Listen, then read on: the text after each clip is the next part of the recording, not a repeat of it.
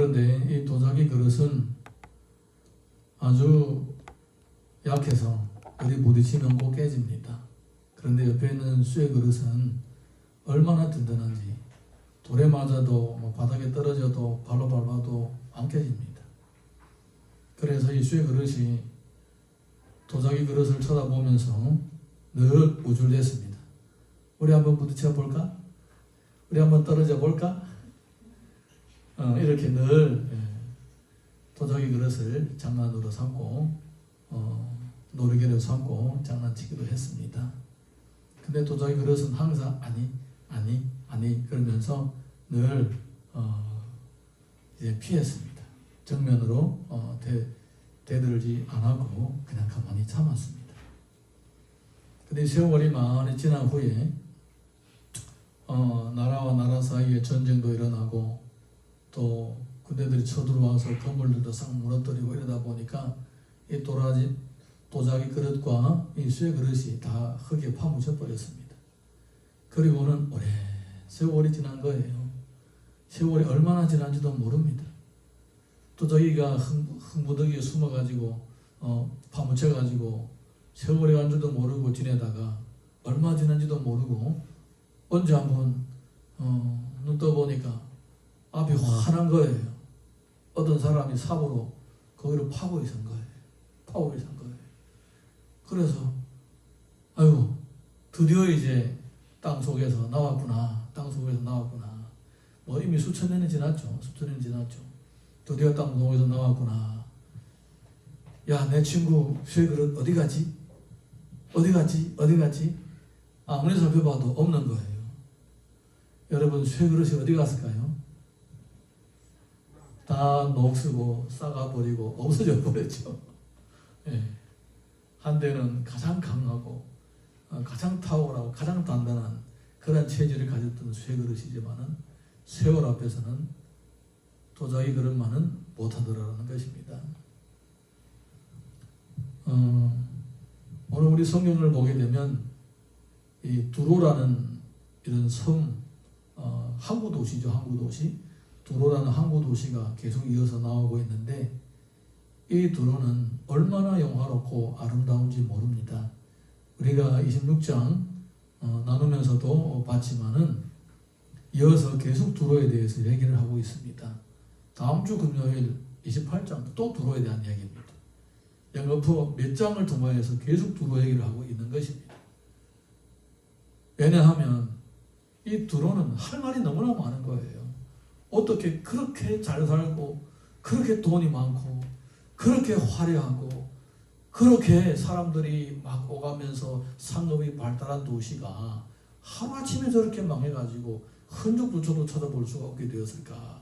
사람들이 그것 때문에 한탄을 하고 심지어 슬픈 노래를 지기까지도 한다는 것입니다.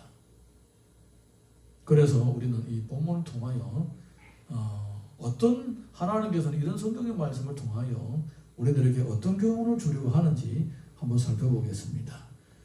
에스겔 27장 1절에서 4절 읽어봅니다. 시작.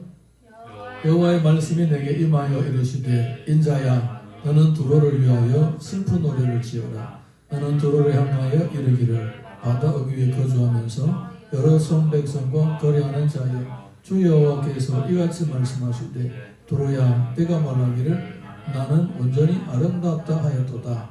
내 땅이 바다 가운데 있으며 너를 지은 자가 내 아름다움을 온전히 하였도다.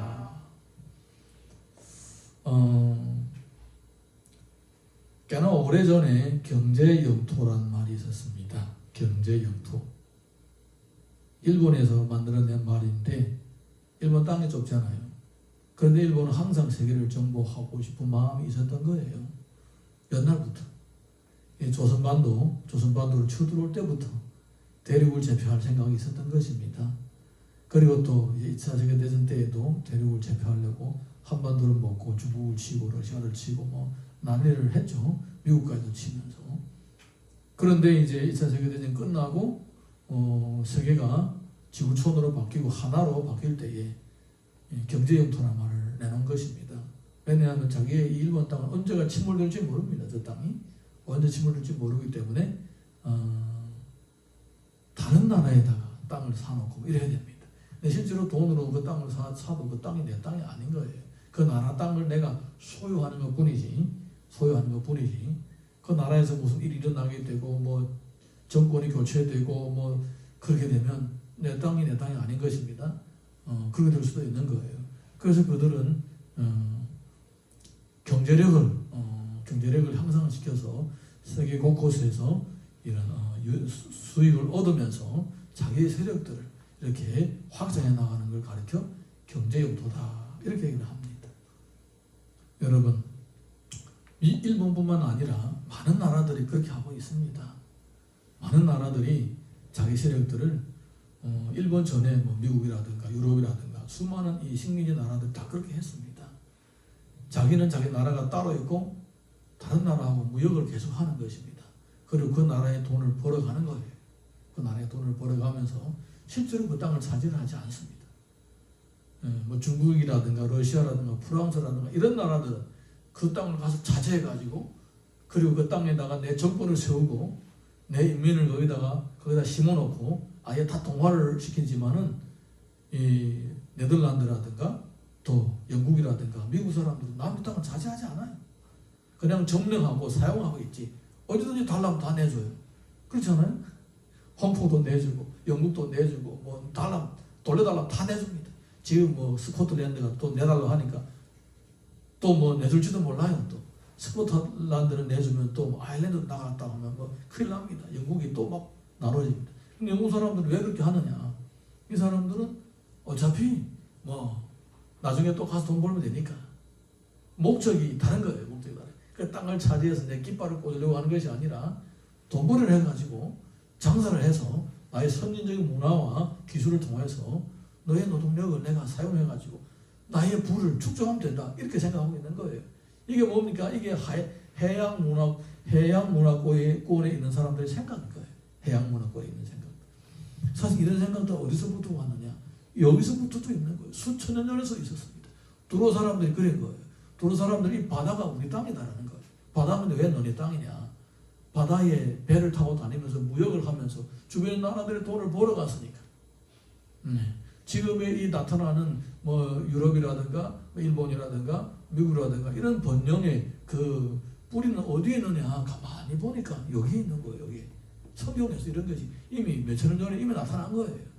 바다는 우리 땅이다. 이렇게 제패하면서 무역하면서 여러분 지금 우리가 생활해 보면서 정말로 뼈저리게 느낀 것이 뭐냐? 야, 진짜 이 세상은 돈이 없으면 안 되는 세상으로 바뀌어가구나. 이렇게 느껴지지 않아요? 느껴지죠? 실제로? 예전에 우리가 시골에서 살 때에 1년 내내 돈이 없어도 삽니다. 쌀 내가 심은 거지. 반찬 내가 심은 거지. 그리고 뭐 돼지 고기 먹고 싶으면 돼지 내가 키운 거, 소 내가 키운 거, 닭 다 내가 키운 거예요. 토끼 내가 키운 거예요. 그리고 생선 먹고 싶으면 가서 잡아오면 됩니다. 돈이 필요 없었어요. 옷 좀 사는 게 필요했고, 뭐 설날에 뭐 시장 보러 갈 때 좀 필요했고, 그래요. 근데 지금 그렇게는 못 삽니다. 지금은 그렇게 해서는 안 됩니다. 뭐 농사해도 돈이 필요한 거예요. 비료, 종자, 트랙터 쓰는 건 전부 다 돈이, 기름 사야지, 모든 거 다 돈이 들어가야 되는 거예요. 점점 세상은 그렇게 바뀌어가고 있는 겁니다. 여러분, 상급이 발달하면 발달할수록 사람은 돈에 대한 의존도가 높아지는 것입니다. 이 사람들이 바다를 나의 땅이라고 했던 이유는 뭐냐? 돈벌이를 하기 위해서 사람들이 배를 타고 바다를 왕래하면서 바다를 육지처럼 다니고, 그리고 자기의 영향권 안에 있다라고 하기 때문에, 자기 영향권 안에 있기 때문에 이 바다는 우리 땅이다, 이렇게 얘기를 하는 거예요. 지금 바로 그렇게 되고 있어요. 지금 그렇게 되고 있어요. 돈이 있으면 다 되는 거예요. 다 되는 거예요. 되는 것도 안 되는 것도 다 되게 하는 거예요.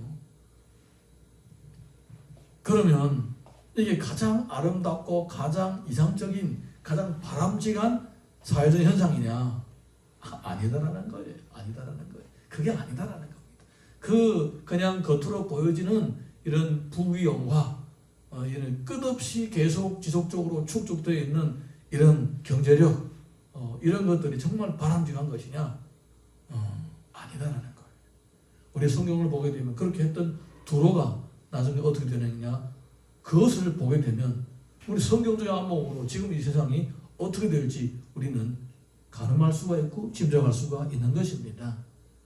그래서 성경에서는 재물에 대해서 탐욕을 가지지 말고 있는 바를 족한 줄로 여기라고 하는 거예요. 할렐루야. 네. 우리는 어느 정도 재물이 필요합니다. 생활을 하기 위하여 재물도 필요합니다. 심지어 사도 바울 복음을 전하면서도 돈이 필요해가지고 장막을 만들어서 팔기도 했습니다. 네. 돈이 없으면 선거도 못하는 거예요. 예, 그래서 장막을 짜면서 차비를 만들어서 이렇게 살기를 만들어서 먹고 살면서 그렇게 한 적도 있었습니다. 그 정도로 옛날이나 지금이나 우리는 이 재물에 대한 그런 필요가 다 절박한 거예요. 절박한 거예요. 예. 그런데 이 세상은 아주 아름답고 화려한 그 모습으로 이 재물을 필요한 사람들을 유혹하고 있다는 거예요. 유혹하고 있다는 거예요. 그 유혹 가운데는 수많은 함정들이 있습니다. 그리고 거기에 코가 끼어가지고 계속 졸졸졸졸 따라가는 거예요. 졸졸졸 따라가는 거예요. 자, 우리 이어서 5절에서 9절 보겠습니다. 시작. 스늘의 잣나무로 내 판다를 만들었으며 너를 위하여 레바논의 몇 가져다 돛대를 만들었도다. 바산의 상수리 나무로 내 룰을 만들었으며 기띔섬 황양목의 상하로 꾸며 가판을 만들었도다. 애굽의 수놓은 가는 배로 돛을 만들어 깃발을 삼았으며 엘리사 섬의 청색 자색 배로 차이를 만들었도다. 시돈과 아르와 주민들이 내 상홍이 되었으며 두로야 내 가운데 있는 지혜자들이 내 선장이 되었도다. 그발의 노인들과 지혜자들이 내 가운데서 배의 틈을 막는 자가 되었으며 바다의 모든 배와 그 사공들은 내 가운데서 무역하였도다.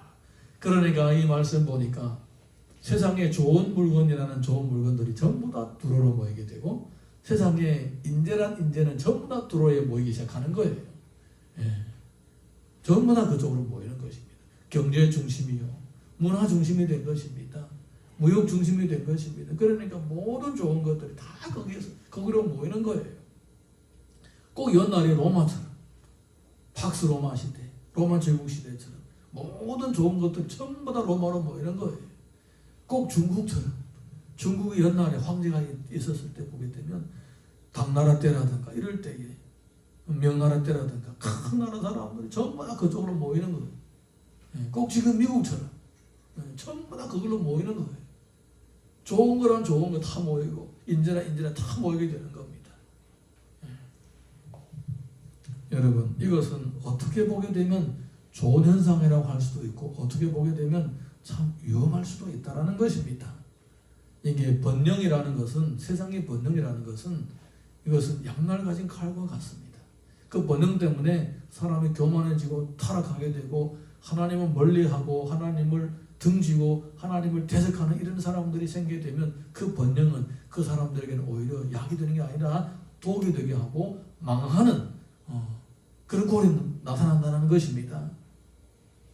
번영은 만약에 그 번영 때문에 더욱 하나님을 잘 섬기고 그 번영을 가지고 주의 일에 헌신한다면 하나님은 더 큰 은혜를 주실 것인데 만약에 거기다가 이것이 내가 얻었다라고 하고 그냥 권력을 행사하고 욕심을 채워가고 탐심을 채워가고 타락하고 쾌락을 즐긴다면 그 번영은 결코 유익되지 않고 오히려 해가 되는 것입니다.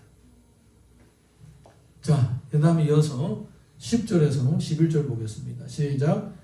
바사와 룻과 붓이 내 군대 가운데에 병정이 되었으며 내 가운데에서 방패와 투구를 달아 내 영광을 나타내도다. 아로와 사람과 내 군대는 내 사방 성 위에 있었고 용사들은 내 여러 망대에 있었으며 내 사방 성 위에 방패를 달아 내 아름다움을 온전하게 하였도다. 이렇게 번영을 지켜내는 군대까지도 있었다라는 것입니다. 그러니까 마치 영영토록 이렇게 무너뜨릴 수 없는, 어떤 대적도 와서 무너뜨릴 수 없는 그러한 강력한 그러한 나라가 되었다는 것입니다. 스스로 그렇게 생각한다는 거예요. 예, 스스로. 그런데 참 신기하게도 그렇게 번영했고 그렇게 군대를 가지고 자기를 지켜낼 수 있는 그런 힘도 있었는데 하루아침에 망한다는 것입니다. 하루아침에. 그러니까 세상의 번영은 하나님의 축복이 보장되어 있지 않은 상태에서는 정말 불타지 불하기처럼 하루아침에 없어질 수가 있다는 것을 꼭 기억할 수 있기를 바랍니다. 그리고 세상의 번영을 쫓아가지 마시고 하나님의 없는 번영은 곧 이제 마지막 날이 올 수도 있다는 것을 늘 명심할 수 있기를 주님 이름으로 축복합니다. 네, 여러분, 예를 들자면 이런 거예요. 우리가 이제 산에 가보게 되면 금방 이제 벼락에 맞아서 끊어진 나무들이 있어요. 근데 금방 쓰러진 나무들 보게 되면 잎사귀가 아직까지 푸르싱싱해요. 그리고 그 열매들도 그대로 남아 있습니다. 꼭 이 땅에 뿌리 박고 있는 나무하고 똑같아요. 그런데 비가 딱 그치고 바람이 그치고 해가 딱 나면 하루아침에는 다시 늘어나게 되는 거예요. 그와 마찬가지로 하나님이 보장하지 않는 번영은 잠시 잠깐이에요. 곧 시들어버리는 것입니다. 아무리 그걸 지켜내려고 해도 지켜지지가 않는 것입니다. 이어서 우리가 12절에서 15절 보겠습니다. 시작. 그리하였으며 은과 철과 주석과 납을 내 물품과 바꾸어 갔도다. 여왕과 도발과 밀색은 내 상인이 되었으며 사람과 너 그릇을 가지고 내 상품을 바꾸어 갔도다. 또 갈마 족속은 말과 군마와 노새를 내 물품과 바꾸었으며 뜻한 사람은 내 상인이 되었으며 여러 섬이 너와 거래하여 상아와 박달나무를 네 물품과 바꾸어 갔도다. 이렇게 그 당시에 철기, 놋, 은 이런 귀금속들 다 거래가 되면서 그 부유함을 점점 축적해 갔던 것입니다. 이어서 16절에서 25절 쭉 이어서 읽어보겠습니다. 시작. 너는 제품이 풍부함으로 아람은 너와 거래하였으며 남보석과 자색배와 수놓은 것과 가는 배와 상어와 홍보석을 내 물품과 바꾸어 갔도다. 유다와 이스라엘 땅 사람이 내 상인이 되었으며 민니 밀과 과자와 꿀과 기름과 유향을 내 물품과 바꾸어 가도다. 너희의 제품이 많고 각종 보화가 풍부함으로 다메섹이 너와 거래하였으며. 기니까 여기까지 읽겠습니다. 이 내용은 무슨 내용이냐면 첫 번째는 굉장히 많은 사치품들이 사고팔게 되었다는 것입니다. 그 다음에는 또 뭐냐, 양식도 거기에서 사고팔고 했다는 것입니다. 그러니까 생활 가운데서 부족한 것이 없는 것입니다. 사치를 부리고 싶으면 사치품들이 깔려 있습니다. 먹고 싶으면 뭐 하루 종일간 먹어도 모자라지 않을 정도로 음식도 풍부했습니다. 거기다가 유다와 이스라엘 땅 사람들도 상인이 되었다는 것입니다. 여러분, 세상의 번영 속에는 하나님의 백성들도 거기에서 생활을 하고 있는 거예요. 하나님의 백성이라는 것은 세상과는 떠나서 살 수 없잖아요. 그래서 하나님의 백성들도 뭐 상업이라든가 무역이라든가 이런 데 동참하면서 거기에서 재물을 얻어서 생활을 해 나가는 것입니다. 이거는 우리들이 피할 수 없는 것입니다. 그래서 우리가 출근도 하고 장사도 해보고 뭐 일도 해보고 그러잖아요. 세상의 번영 속에는 성도들도 그 속에 있는 것입니다. 이것은 우리 성도들 입장에서 볼 때는 엄청 이것은 위험한 것입니다. 마치 내가 쪽배를 가지고 풍랑이 많은 바다 속으로 들어가는 것과 똑같습니다. 풍랑이 거치게 되면 이 쪽배가 뒤집어질 수도 있는 것입니다. 그래서 우리 성도들은 세상 속에서 살지만은 세상의 문명과 세상의 문화와 번영에 눈이 뒤집어져 가지고 그것을 쫓아다니다 보게 되면 하나님도 잊어버리고 신앙도 잊어버리고 축복도 다 까먹게 되는 것입니다. 세상 속에서 살되 믿음을 지켜나가고 주님과의 관계를 유지해 나가야 되는 줄로 믿습니다. 자, 우리 이어서 26절에서 28절 시작. 내 사공이 너를 인도하여 큰 물에 이르게 하며 동풍이 바다 한가운데서 너를 무찔렀도다. 내 재물과 상품과 깎인 물건과 내 사공과 선장과 내 배의 틈을 막는 자와 내 상인과 내 가운데 있는 모든 용사와 내 가운데 있는 모든 무리가 내가 패망하는 날에 다 바다 한가운데 빠질 것이며 내 선장이 부르짖는 소리에 물결이 흔들리리로다. 그런데 언젠가 파도에 휩쓸려가는 그러한 배처럼 이 두로가 침몰하게 된다는 것입니다.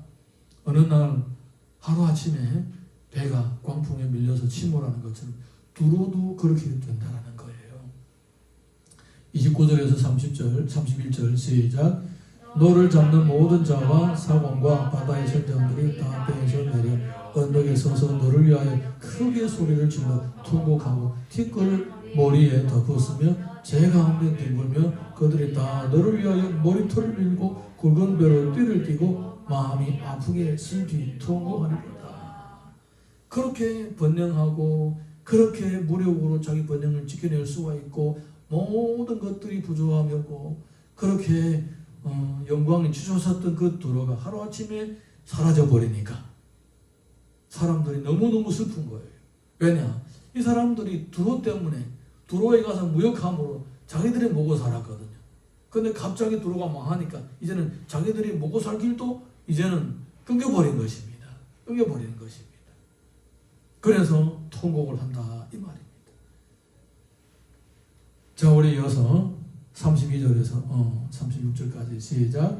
그들이 통곡할 때에 너를 위하여 슬피 노래를 불러 애도하여 말하기를 두로와 같이 바다 가운데서 전망한 자가 누구이고 내 물품을 바다로 실어낼 때에 내가 여러 백성을 풍부하게 하였으며 내 재물과 무역품이 많음으로 세상 왕들을 풍부하게 하였었도다. 내가 바다 깊은 데에서 파선한 때에 내 무역품과 내 승객이 다 빠졌으며 선의 주민들이 너로 말미암아 놀라고 왕들이 심히 두려워하여 얼굴에 근심이 가득하도다.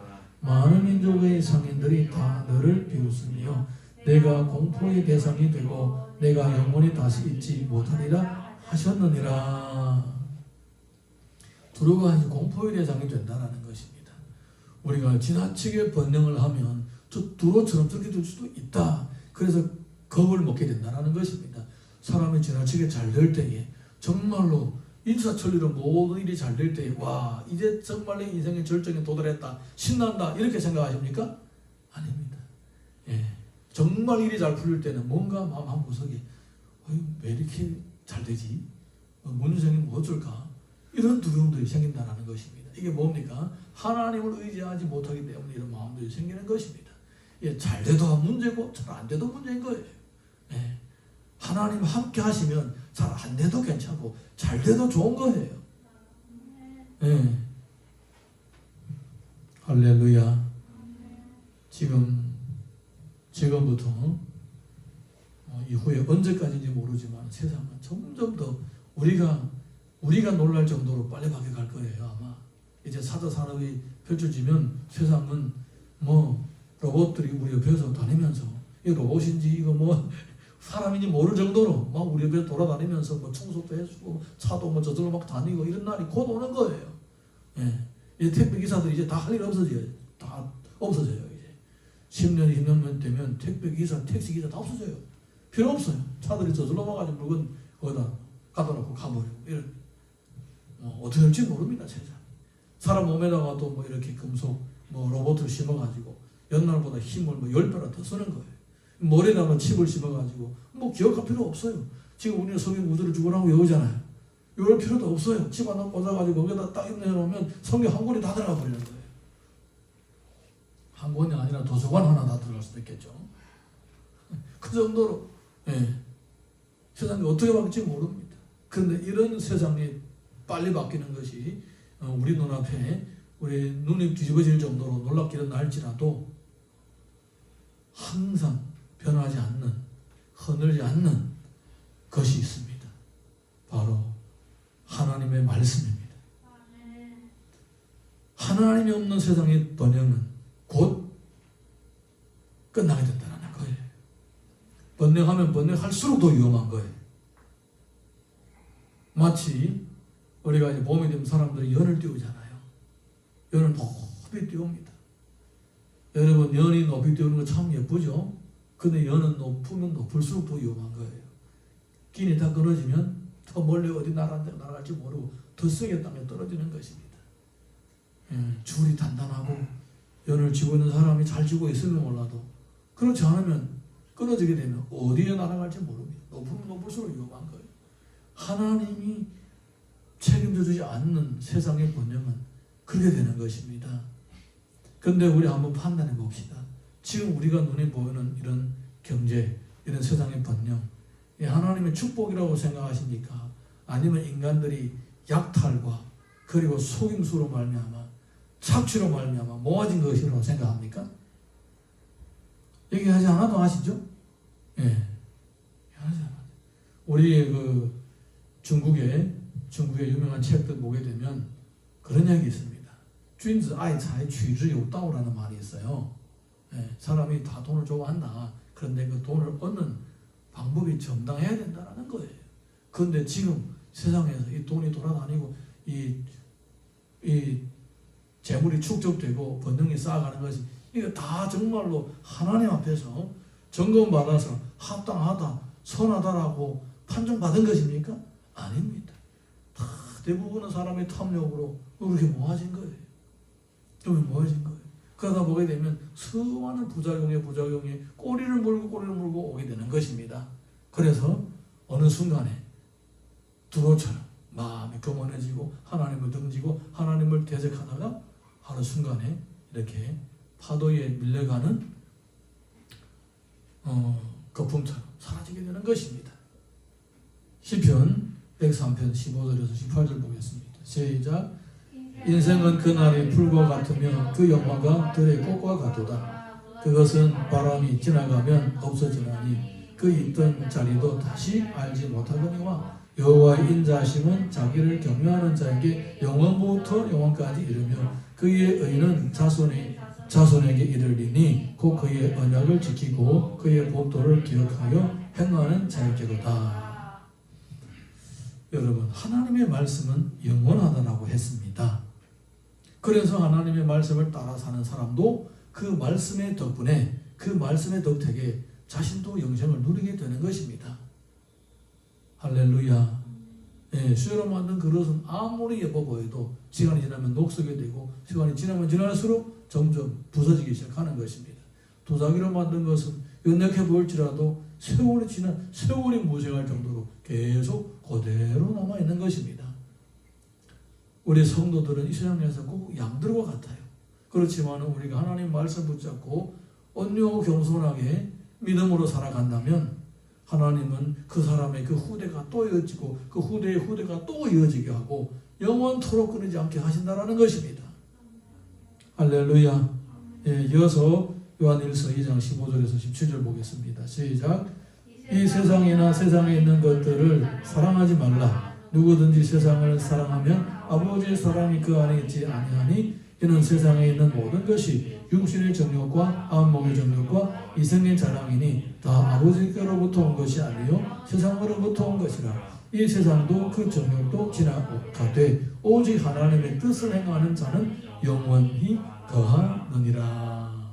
하나님의 말씀이 영원하기 때문에 그 말씀을 붙잡고 사는 사람도 영원히 거한다고 말씀하고 있습니다.